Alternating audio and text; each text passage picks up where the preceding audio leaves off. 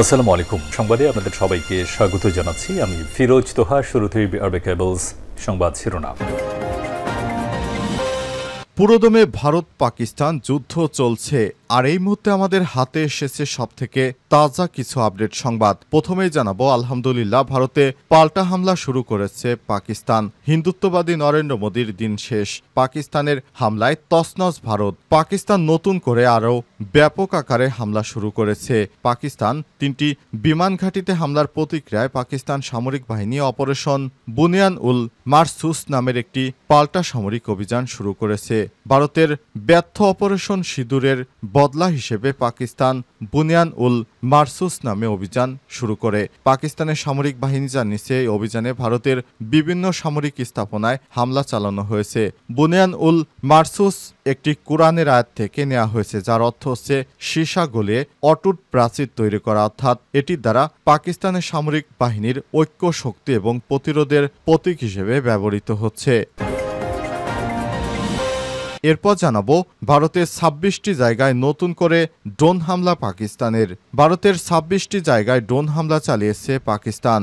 আজ মাঝরাত থেকে উত্তরের বারামুল্লা থেকে গুজরাটের ভুজ পর্বত পর্যন্ত হামলাগুলো চালানো হয়েছে বলে জানিয়েছে ভারত। বিবিসির এক প্রতিবেদনে বিষয়টি নিশ্চিত হওয়া গেছে। এদিকে ভারতেও 50 জন সৈন্যকে হত্যা করল পাকিস্তান। আলহামদুলিল্লাহ, সীমান্তের দ্বিপক্ষীয় নিয়ন্ত্রণ রেখা বরাবর এলওসি বরাবর পাকিস্তানি সৈন্যদের গোলার আঘাতে ভারতের 50 জন হিন্দুত্ববাদী সেনাকে জাহান্নামে পাঠিয়েছে পাকিস্তান। আজ পাকিস্তানি তথ্য সম্প্রচার মন্ত্রী আতাউল্লাহ তারার এই দাবি করেছেন বলে দেশটির সংবাদ মাধ্যম ANRY নিউজের প্রতিবেদনে জানানো হয়েছে। এবারে জানাবো, অবিরাম মিথ্যা প্রচারে হাসির পাত্রে পরিণত হয়েছে ভারতীয় মিডিয়া। যুদ্ধ উন্মাদনায় ভাসছে ভারতের গণমাধ্যম। পাক ভারত সংঘাতে প্রকৃত তথ্য তো দূরের কথা থাক, ভুয়া তথ্য ছড়ানো, ভারতের ক্ষতির তথ্য অস্বীকার করা, এমনকি গাজা যুদ্ধের ছবিকে পাকিস্তানের হামলার ছবি হিসেবে চালিয়ে দেওয়া হচ্ছে। ভারতের মূলধারার গণমাধ্যমগুলো চালিয়ে যাচ্ছে এমন অবিরাম মিথ্যাচার। Times of India, India today, Aajtak, এনডিটিভির মতো মূলধারার সংবাদ মাধ্যমগুলো এই দলের বাইরে নয়। তারা ইন্ডিয়ার হয়ে দালালি শুরু করেছে। তারা পাকিস্তানের হামলা বলে চালাচ্ছে বিভিন্ন গাজার ছবিগুলোকে এবং ইন্ডিয়াকে তারা মহাশক্তিধর বানানোর চেষ্টা করছে। কিন্তু তাদের সেই গর্বের রাফাল যুদ্ধ বিমান 3টি ভূপাতিত করা হয়েছে, সেটি এখনও তারা স্বীকার করেনি। এবং সর্বশেষ জানাবো, আবারও মাস্টু ঢাকার হুঁশিয়ারি নাহিদ ইসলামের। আওয়ামী লীগকে নিষিদ্ধ করার বিষয়ে দ্রুত সিদ্ধান্ত না এলে আবারও মাস্টু ঢাকার মতো কর্মসূচি দেওয়ার হুঁশিয়ারি দিয়েছে জাতীয় নাগরিক পার্টির আহ্বায়ক নাহিদ ইসলাম। প্রিয় দর্শক, এতক্ষণ শুনছিলেন সংবাদ শিরোনাম, এবারে বিস্তারিত। তবে তার আগে বন্ধুরা, অনুরোধ থাকবে এই সংবাদটিতে একটি লাইক দিন। এই চ্যানেলে আপনি নতুন হয়ে থাকলে আমাদের সংবাদটি দেখতে দেখতে চ্যানেলটি সাবস্ক্রাইব করে রাখুন। কমেন্ট করে বন্ধুরা আপনার মূল্যবান মতামত জানিয়ে দিন। আর বন্ধুরা, ভারত পাকিস্তান যুদ্ধে আপনি কোন দেশকে সমর্থন করেন কমেন্টে জানিয়ে দিন। এবারে বিস্তারিত। ভারতে পাল্টা হামলা শুরু করেছে পাকিস্তান। 3টি বিমান ঘাঁটিতে হামলার প্রতিক্রিয়ায় পাকিস্তানের সামরিক বাহিনী অপারেশন বুনিয়ান উল মারসুস নামে একটি পাল্টা সামরিক অভিযান শুরু করেছে। ভারতের অপারেশন সিঁদুরের বদলা হিসেবে পাকিস্তান বুনিয়ান উল মারসুস নামে অভিযান শুরু করেছে। পাকিস্তানের সামরিক বাহিনী জানিয়েছে, এই অভিযানে ভারতের বিভিন্ন সামরিক স্থাপনায় হামলা চালানো হয়েছে, যার মধ্যে পাঠানকোট, উধমপুর এবং ব্রাহ্মস ক্ষেপণাস্ত্র সংরক্ষণকার উল্লেখযোগ্য। বুনিয়ান উল উরসুল নামক একটি কোরআনের আয়াত থেকে নেওয়া, যার অর্থ সীসা গলিয়ে তৈরি একটি অটুট প্রাচীর। এটি পাকিস্তানের সামরিক বাহিনীর ঐক্য, শক্তি এবং প্রতিরোধের প্রতীক হিসেবে ব্যবহৃত হচ্ছে। পাকিস্তান জানিয়েছে, ভারতের হামলায় নূরখান, মুরিদ ও শোরকোট বিমান ঘাঁটি লক্ষ্যবস্তু ছিল। এই হামলা জবাবে পাকিস্তান পাল্টা হামলা চালিয়েছে, যার ফলে ভারতের বিভিন্ন শহরে বিস্ফোরণের শব্দ শোনা গেছে। পাকিস্তানের প্রতিরক্ষা মন্ত্রণালয় জানায়, এই অভিযানে শুধু সামরিক স্থাপনাগুলোকে লক্ষ্য করা হয়েছে, বেসামরিক স্থাপনাগুলোকে নয়। তবে এই উত্তেজনা দুই পারমাণবিক শক্তিধর দেশের মধ্যে মধ্যে আরও বড় সংঘাতের আশঙ্কা দেখা দিয়েছে।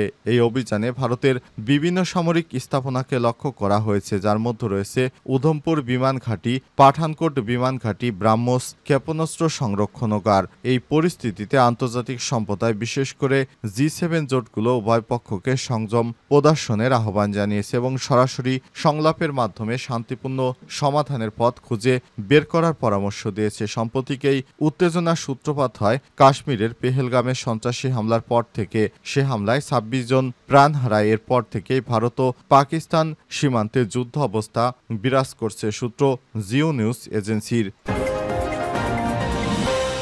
ভারতের ২৬টি জায়গায় ড্রোন হামলা পাকিস্তানের।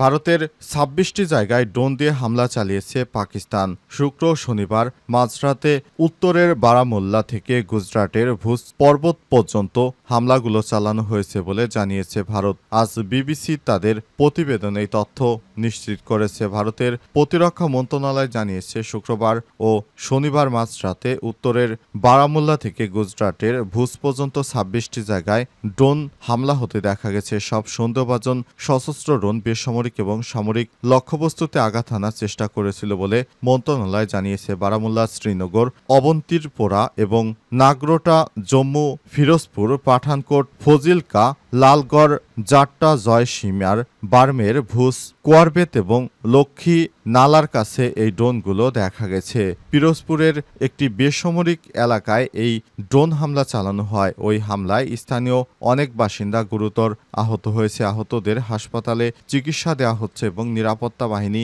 এলাকায় তল্লাশি চালাচ্ছে।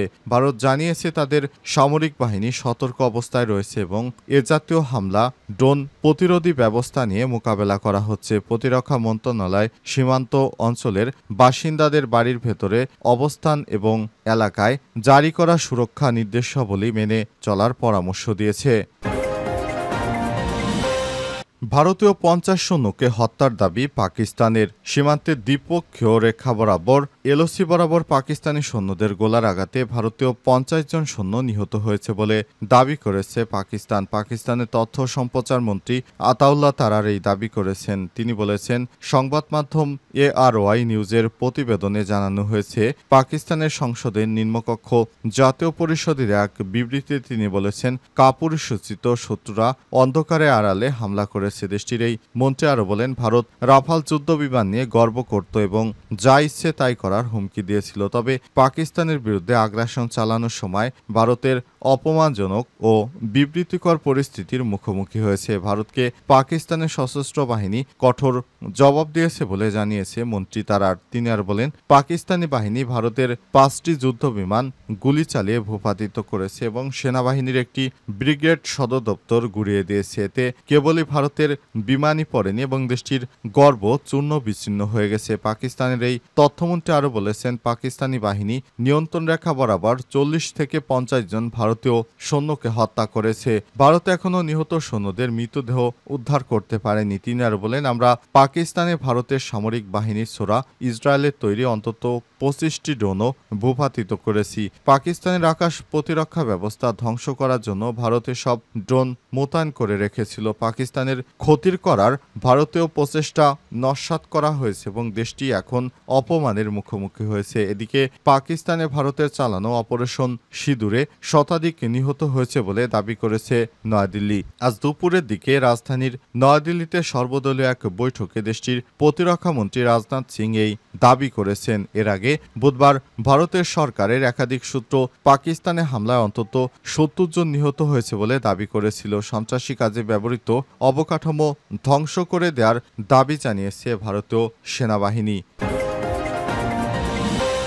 আবারও মাস্ট ঢাকার হুঁশিয়ারি নাহিদের। আওয়ামী লীগকে নিষিদ্ধ করার বিষয়ে দ্রুত সিদ্ধান্ত না এলে আবারও মাস্ট কর্মসূচির মতো কর্মসূচি দেওয়ার হুঁশিয়ারি দিয়েছেন জাতীয় নাগরিক পার্টি এনসিপির আহ্বায়ক নাহিদ ইসলাম। আজ চলমান সাবাক ব্লকেট কর্মসূচির মধ্যেই নিজের ভেরিফাইড ফেসবুক পেজে এক পোস্টেই হুঁশিয়ারি দিয়েছেন তিনি। অন্তর্বর্তীকালীন সরকারের সাবেক উপদেষ্টা ফেসবুক পোস্টে বলেছেন, শাহবাগে অবস্থান চলমান থাকবে, দলমত নির্বিশেষে আওয়ামী লীগ ও দেশের সার্বভৌমত্ব প্রশ্নে জুলাইয়ের সকল সকল শক্তি এক থাকবে, এটাই প্রত্যাশা। ঢাকা শহরের বিভিন্ন স্থানে ব্লকেড চালু হয়েছে। দ্রুত সময়ের মধ্যে সিদ্ধান্ত না আসলে সমগ্র বাংলাদেশ আবারও ঢাকা শহরে মার্চ করবে।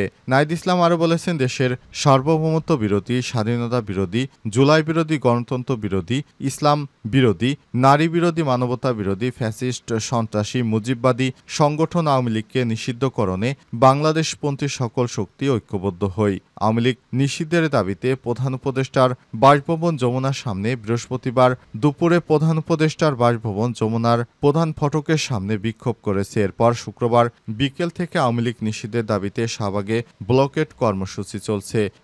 এখন পর্যন্ত তাদের এই ব্লকেড কর্মসূচি চলছে। তারা জানিয়েছে, আওয়ামী লীগকে নিষিদ্ধ না করা পর্যন্ত তাদের এই অবরোধ চলতে থাকবে। এই অবরোধের কারণে শাহবাগে শুধুমাত্র বিএনপি ছাড়া সব রাজনৈতিক দল অবস্থান করছে। তারা জানিয়েছে, আওয়ামী লীগকে নিষিদ্ধ না করা পর্যন্ত তারা রাজপথ ছাড়বে না। আওয়ামী লীগকে নিষিদ্ধ করার পরে তারা ঘরে ফিরে যাবে। এছাড়াও বিভিন্ন থানা ও ইউনিয়ন পর্যায়ে আওয়ামী লীগ নিষিদ্ধের জন্য তারা কর্মসূচি চালিয়ে যাওয়ার সিদ্ধান্ত নিয়েছে এবং এরই ধারাবাহিকতায় এনসিপির পাশাপাশি বিভিন্ন রাজনৈতিক দল তাদের নেতাকর্মীদেরকে নিয়ে তারা সঠিকভাবে তাদের সেই কার্যক্রম চালিয়ে যাচ্ছে।